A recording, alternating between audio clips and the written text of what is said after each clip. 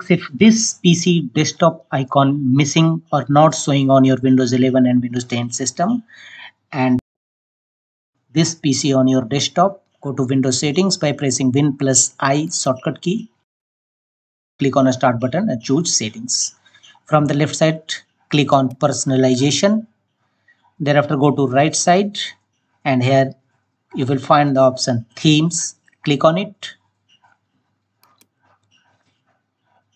and thereafter scroll down, and you will find the desktop icon settings.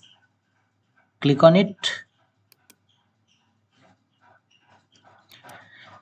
A desktop icon settings window will appear. Here under desktop icon, make the check against option computer, and finally choose apply and OK to save the changes. Some other features, recycle bin, control panel and network also available. If you want to appear all these settings, make the check against this option and finally choose apply and OK. This PC option is now available on your